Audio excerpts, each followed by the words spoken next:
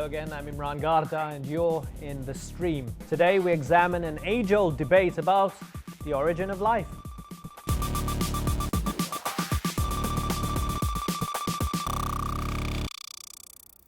Our digital producer Ahmed Shahabuddin is here as always looking out for your live feedback. Joining him on the couch is Joe Bradford.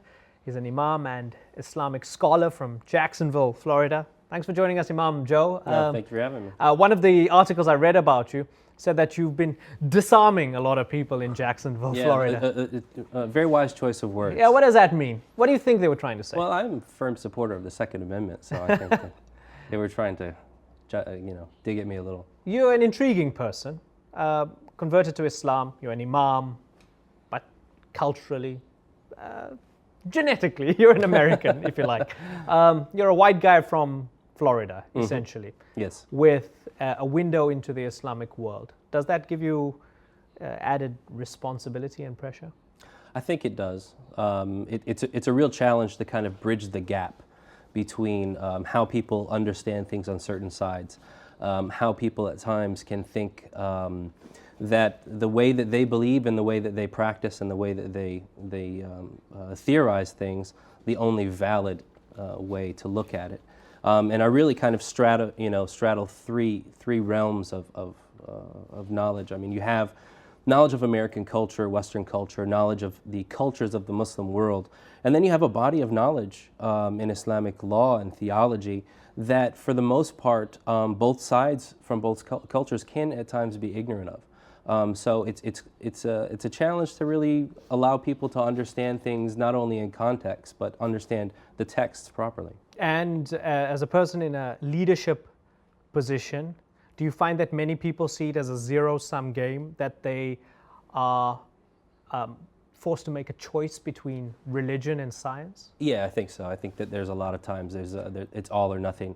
When I had first accepted Islam, I had mentioned a dinosaur exhibit at a local museum, and a friend of mine said to me, he said, "Look, brother, it's either dinosaurs or the Quran. You can't have both." And so they're not, I don't think Jurassic Park or the Kaaba. Yes, exactly. Well, looking forward to your thoughts, looking forward to you chiming in, and feel free to question our other guests as well. Great. If you like, welcome once again Thank you. to the Orange Couch. Well, of course, this show is all about our online community, so if you've got a story you want us to cover, you can share it with us on our Facebook page.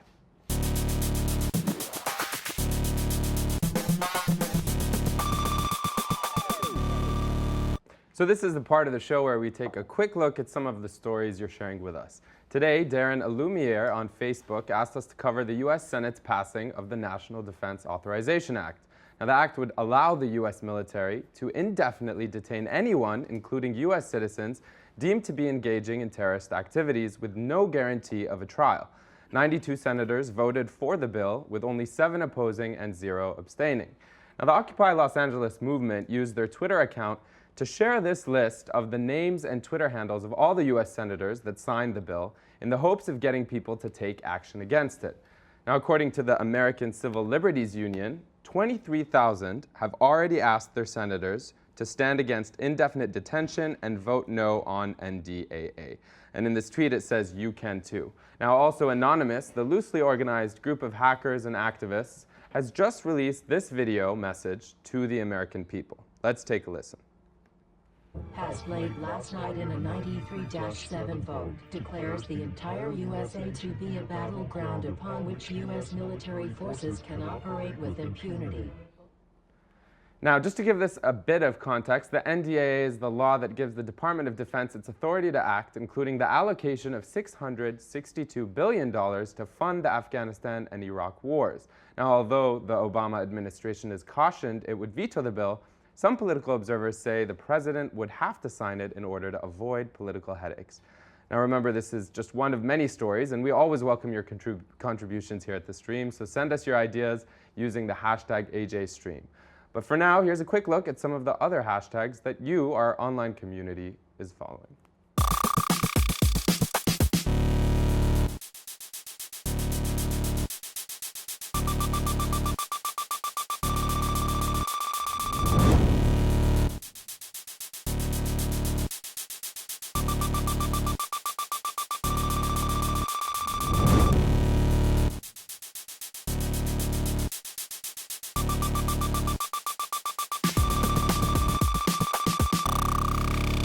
Now, creationism versus evolution. The debate is not new, but it's gained fresh momentum after Muslim biology students at University College London began boycotting lectures on evolution. This is a story that we mentioned last week in our Stream Leads segment. It received the most votes from our online community, so that's why we're doing it today. Now, this topic pits religion against science for some. But are the two mutually exclusive? Well, creationists say it was God who made the earth and its life forms a few thousand years ago. Most scientists, however, believe in the theory of evolution and say the earth originated billions of years before. And most controversially for some, humans and apes share a common ancestor and evolved through natural selection. Although in the last few decades, the number of those who believe in evolution has actually gone up somewhat, the majority of Americans still adhere to the theory of creationism. If you look at the light green here, the percentage that believes that God created humans in the present form is 40%. I'll zoom in there, which is still the majority view in the United States at this moment in time, from a Gallup poll in 2010. Well, joining us now via Skype from Oxford is Stephen Law. He's a senior lecturer at Haythrop College. Also with us from Amherst, Massachusetts, is Salman Hameed, the director of the Center for the Study of Science in Muslim Societies. Welcome to the stream, both of you. Salman Hameed, if I could start with you, why do you think these university students boycotted their biology class? Because for me, it seems to be a little bit more than just religion versus science. There seems to be a bit of identity politics at play here. Yes, well, thank you very much for having me on the show. Well, it is indeed complicated. There is no single position, Islamic position on evolution. And if we look at different Muslim countries, evolution is included in textbooks, for example, in Pakistan, in Iran, in Turkey. And so the question that comes in is why in England? It is possible that we are looking at identity issues dealing with minorities. Rejection of evolution in European countries for Muslims may have become a marker for their identity, just like hijab has. And so that is one possibility. Now, I should mention that this particular story took hold last week with an article in the London Times. And it quoted biologist Steve Jones about it. And in this article, he actually said, well, that not all students, not a majority of Muslim students, but a minority of Muslim students have been walking out. Now, we have to understand that it is not based on any systematic study. It is based on anecdotal evidence. And so it's a complicated story. I actually interviewed recently some students in England about this, Muslim students. And we found that there is a mixture of views. There are a variety of views of Muslims regarding evolution. Okay, Stephen Law, let's bring you in here. From my own personal experience, speaking to many Muslims as I was growing up and their differing views over evolution, I found a lot of people tend to compartmentalize the issue, particularly those who have to study biology and science, whether in high school or university. And some people would say that, okay, we have to study this sort of nonsense, we've got to learn about Darwin, but it's okay, we just have to study it to pass our exams, we'll keep our beliefs separate, assuming that the beliefs actually contradicted this. Do you think this is a healthy situation?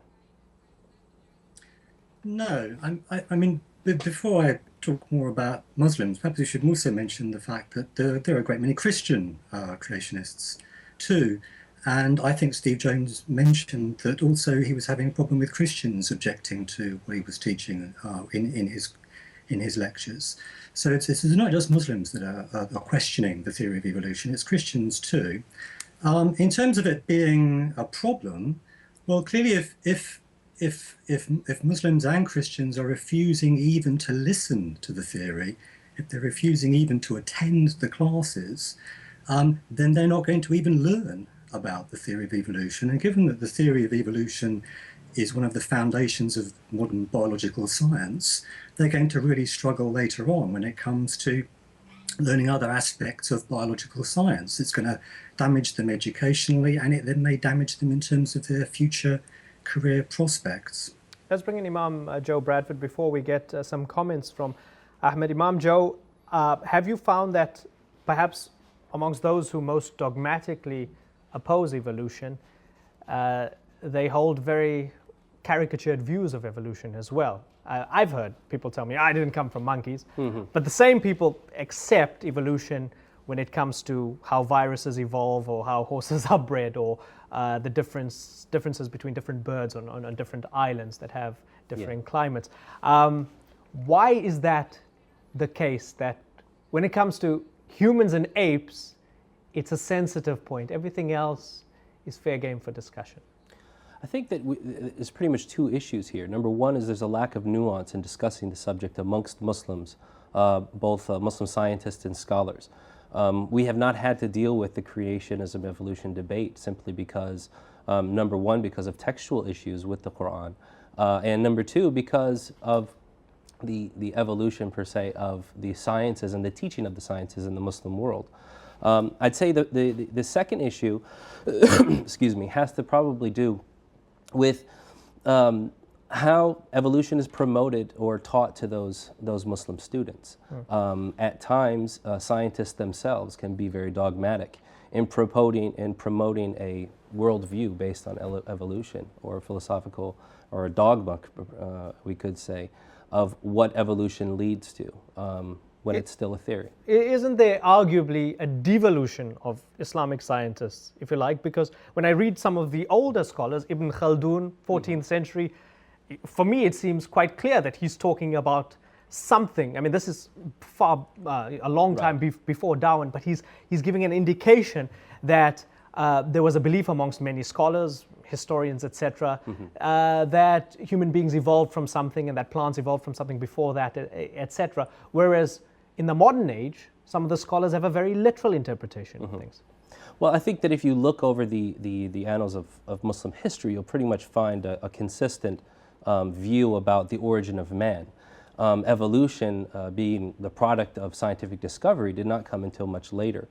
And when you look at statements by Ibn Khaldun and others, I think that some of them might be, a process of theorization, kind of thinking out what they've seen or what they think, whereas others might be close to just creating a mythology for themselves about some religious beliefs that they want to promote as well. So I don't think that those statements, whether they be from Muslim historians such as Ibn Khaldun or others, can really be taken as a process of validifying for the Muslim Ummah what is evolution, or what evolution should be held as. Okay. You know, it's interesting, we got a lot of comments on this, unsurprisingly perhaps, some of which were short and concise, and some of which were essays on our Facebook wall. So we extracted a little bit for us. We have a very short one from Sana Rahim, a Muslim herself. She says, pursuing scientific knowledge is an act of faith. Itself. So we have that, and then also this is an excerpt from one of the longer essays. It says, a trend I've noticed particularly among followers of Islam is the tendency to adopt Western-style intellectual attitudes that force one to decide between religion or science. There doesn't have to be a conflict here, but there are groups on both sides who want to make you feel like there needs to be a conflict. So Salman, you were talking about identity politics. I mean, do you think that this is perhaps part of the problem? These groups that he's alluding to? Well, yes. I mean, the conflict narrative is quite popular and it's quite prominent within the discourse, especially in the West. We have been conducting interviews with Muslim medical doctors and medical students in about 8 different countries, including 5 in the Muslim world.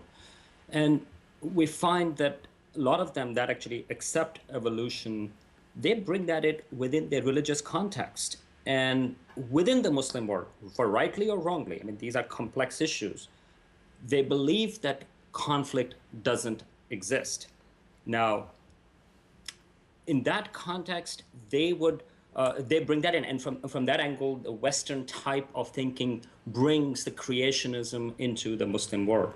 But for some people, I think when they reject evolution, they are using the creationist arguments that are coming from Islam also in making that conflict. So I think both of those things exist. Stephen Law, let's look at something that you brought up, the if you like, fundamentalist Christian view regarding creationism and intelligent design. Many claiming that intelligent design is just creationism dressed up as something a little bit more sophisticated.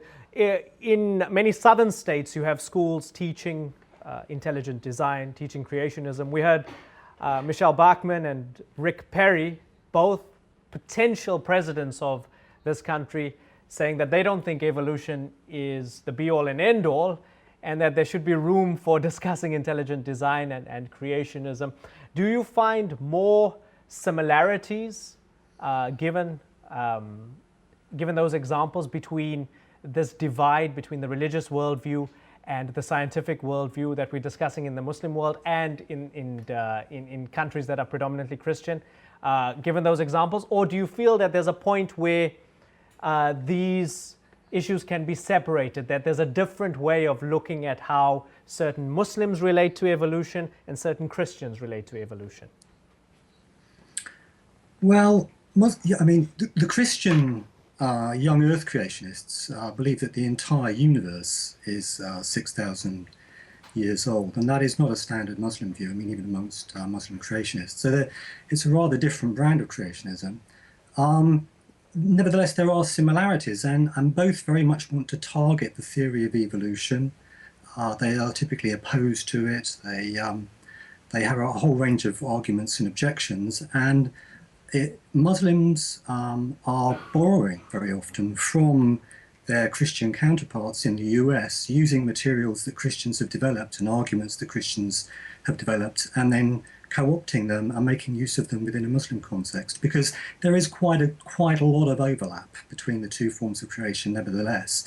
And what bothers me in both cases is that it's not just that these schools are teaching children things which we know not to be true, they're also teaching them to think in wrong-headed ways as well. They are being encouraged to think in ways which are crooked and convoluted and which are not scientific at all, but they're being told that this is actually science and what they're pursuing is in fact the scientific method. And that can only be damaging, you know, for the next generation of kids growing up, learning about science and so on. If they're being encouraged to think in ways which are so crooked and wrong-headed, and if they have such a deep misunderstanding of what science is, I think, you know, we're going to be in big trouble, educationally speaking, in 10 to 20 years down the line. Okay, I want to go to Ahmed. Ahmed, I know we not only have Twitter comments that have come through, but yes, we've got a few video questions that were sent to us. Let's try and get to at least one of them. Yeah, well, let's start with this tweet. Yeah. It came in from Sarah Al-Muhairi. It says, learning about evolution is not taboo in Islam. It only shows how our religion is true. So I don't think the students should boycott. And it's worth mentioning, most of the tweets that came in seem to agree that they shouldn't boycott, and there's nothing wrong with simply sitting in a lecture. But then Shuja Rabbani from Afghanistan asked this question, and we'll put it to you, Salman. There are Islamic scholars such as Harun Yahya in Turkey who have written extensively against evolution. And my question to these students is that instead of walking out on these classes and showing intolerance, why not use Islamic theology itself to actually understand and challenge the other perspective and the other point of view? Okay. I don't know which point of view you are referring to in terms of challenging, but I would say that when we are dealing with science, I think we should deal with science. This is an issue of evolution based upon scientific evidence. I think personal beliefs in that context should be left out of the classroom, biology classrooms. And Harun Yahya has been targeting very specifically Western Muslims, actually. And his books have been translated actually into Western languages before, even in Arabic and Urdu. And he generates controversy because he knows that when he talks about evolution, it usually becomes, if he gives, recently he had ads on the buses in England and in Holland, and suddenly it generates newspaper headlines.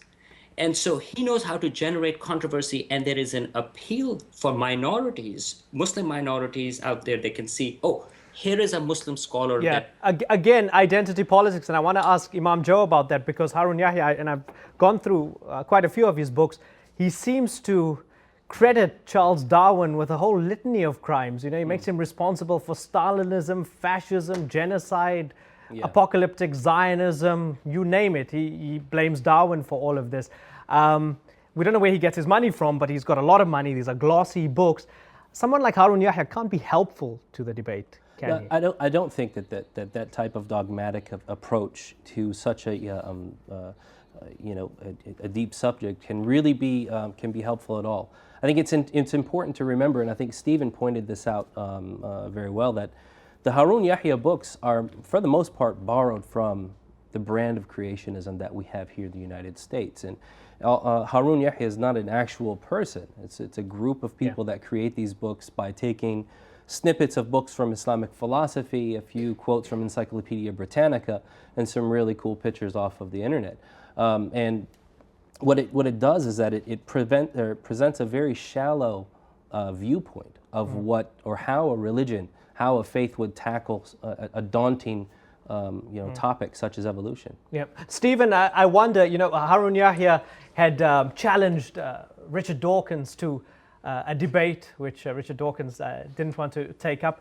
I wonder, because of Richard Dawkins' writings on religion, for example, The God Delusion and some of the documentaries that he's made and the unsympathetic views he has about religion, is it not, in a way, unhelpful in the sense that people assume that Dawkins supports evolution because he hates religion so much, rather than the fact that, besides his views on religion, Richard Dawkins is a guru on evolutionary biology, first and foremost? That's true, and it's worth remembering that some of the foremost critics of creationism, in the United States, are devout religious people. Kenneth R. Miller, for example, is a Catholic. He's a great thinker. He's a good scientist, and he explains very forcefully exactly why young Earth creationism is rubbish, why the theory of evolution is clearly true. There really is no scientific controversy at all about the theory of evolution. There is a political controversy about the theory of evolution, and we really need to nail this myth that there is any kind of scientific dispute about it at all. There just isn't. Yeah, ideological and political fault lines perhaps being falsely drawn. Thank you, guys, for joining us in this discussion. We're going to continue with the discussion in the post-show, so all of you stay where you are. But for the moment, Ahmed, what are some of the other stories that we're watching? Well, Imran, thank you. Our first lead today comes from Ireland, where a psychiatrist has recommended that the Irish government add lithium salts to the public water supply to lower the suicide rate and depression amongst the general population. Now, lithium is used by doctors as a mood stabilizer to treat depression, and recent studies in Japan and Texas have shown that communities with higher than average amounts of lithium in drinking water had lower rates than those with lower levels. Now, our next lead comes from Jacksonville, Florida in the US. The Jacksonville Jaguars, an American football team, was recently sold to Pakistani-American businessman Shahid Khan for $760 million, but not without some controversy. Islamophobic and racist remarks from fans and conservative bloggers were found on many websites, but still many are celebrating Khan, who is the first Muslim and minority to own a National Football League franchise.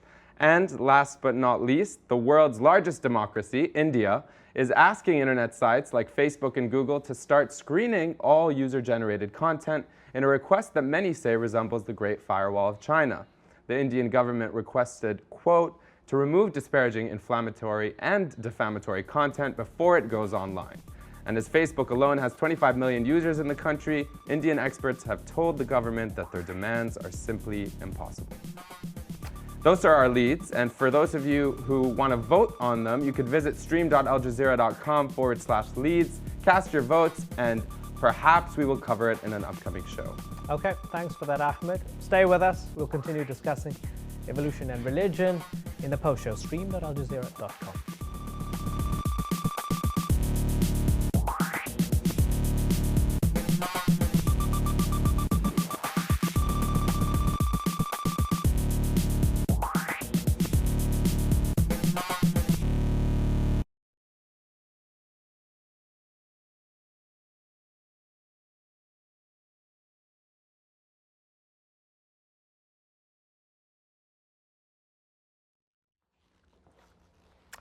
Welcome back to the post show on stream.aljazeera.com. Imam Joe's still here. Salman, Stephen, Ahmed, everybody's still here. Let's continue discussing religion and evolution. Salman, I suppose, as we've been looking at the myriad issues related to the topic, are you optimistic, particularly in the Muslim world, that there could be some sort of compromise between those who are very strong dogmatically, deeply rooted in their faith, and the evidence-based science that is out there?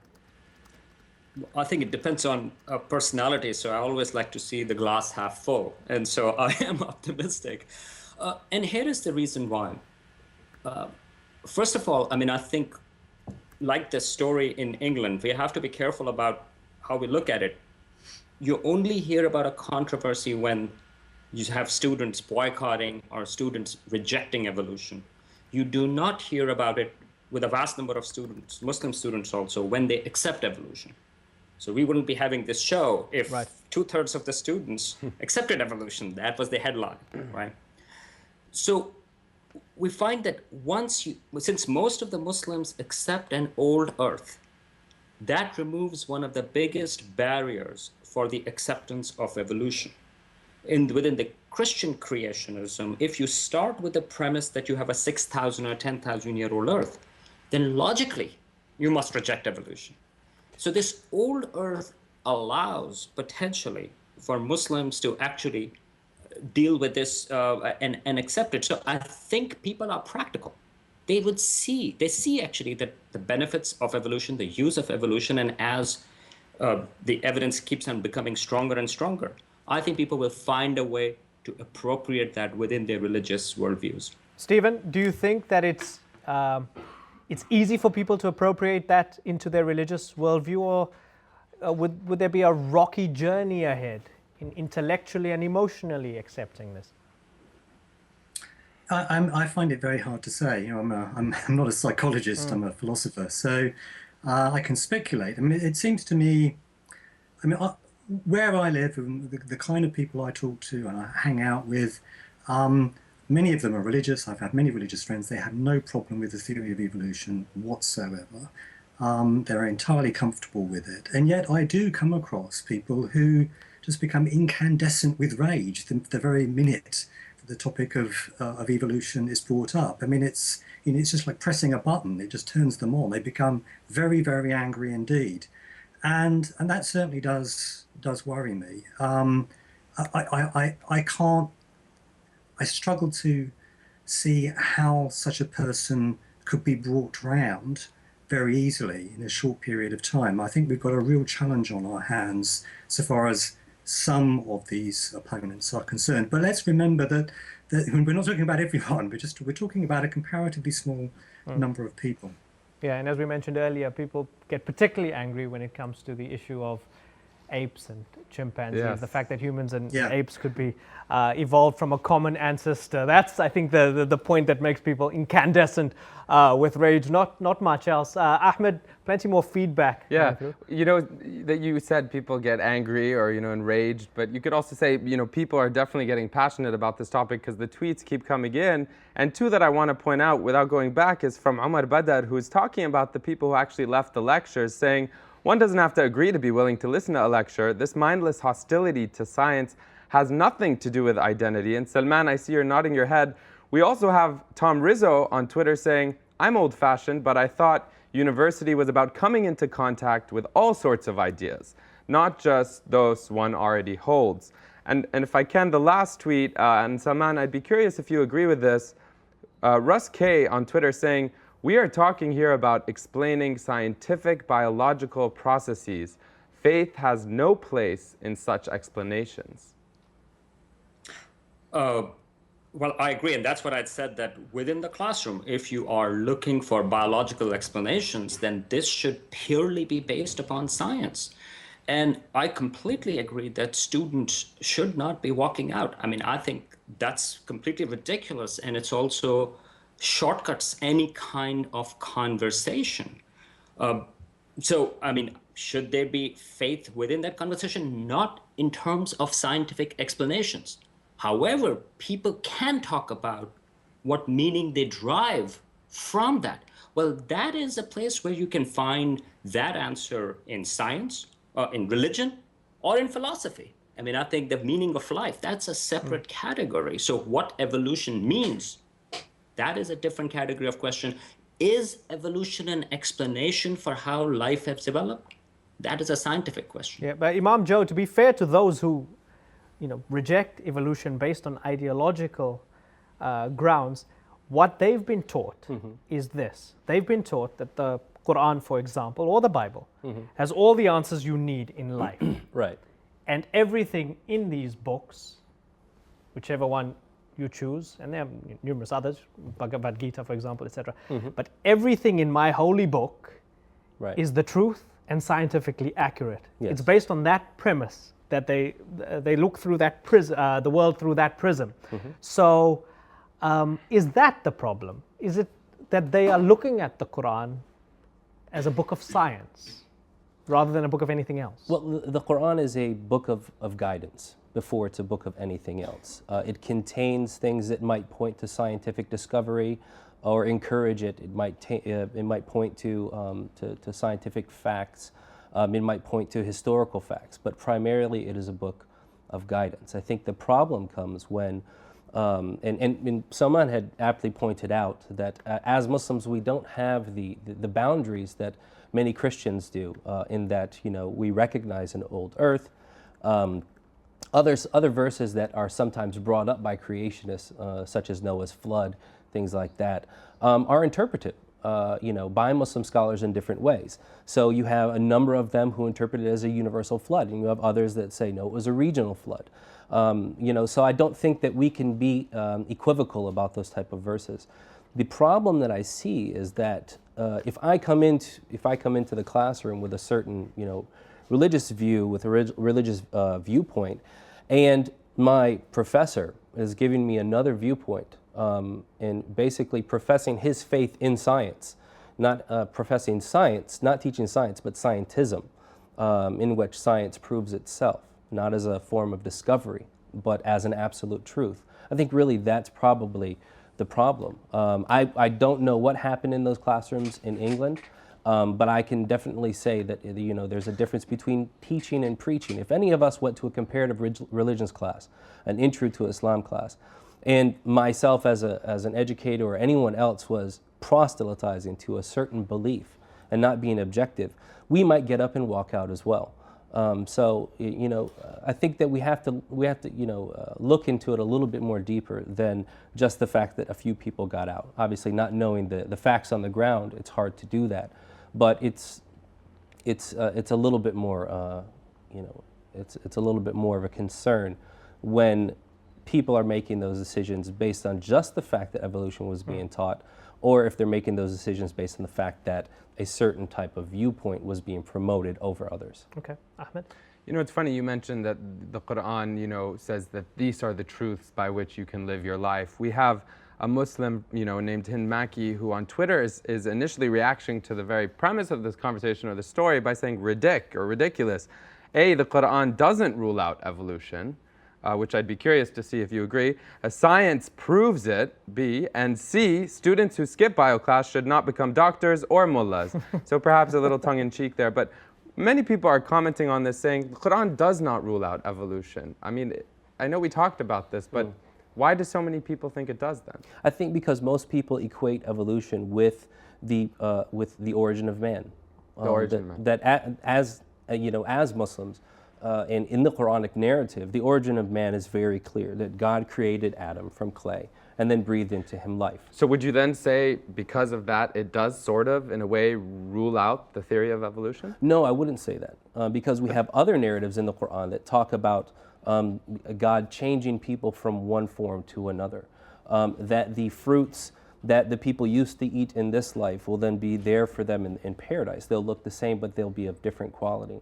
So I think microevolution, macroevolution is not necessarily ruled out. What's ruled out is the origin of man. Salman, what do you think of this? I mean, if there is some sort of compromise, and those deeply religious people who would previously rule out evolution start to have a thaw with the science, doesn't it then cook up a whole series of other philosophical conundrums? The issues of, for example, say, I don't know, free will. When did man have free will? Was it Homo erectus? Was it us? Was it 1,000,000 years ago? Was it 1,000 years ago? Is there the intellectual maturity for people to have that sort of discussion?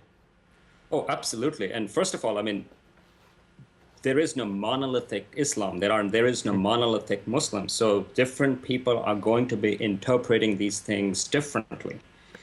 And in that context, these are serious questions. I mean, I don't want to make light of the fact that the theory of evolution, for example, does not pose any kind of challenges. Of course, it presents challenges to a particular viewpoint. Yeah. So are those questions regarding free will or regarding, for example, early hominid species, does it challenge? Yes. And I think for a mature religion, it has to deal with that. I mean, religion is not a static thing. I mean, and it has changed over the last 1,500 years.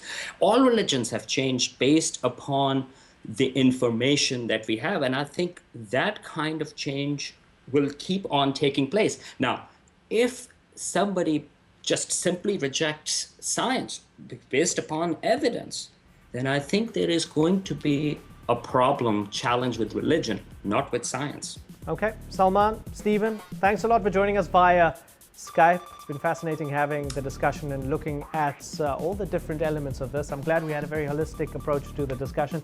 Imam Joe as well, thanks for coming. Thank you for having me.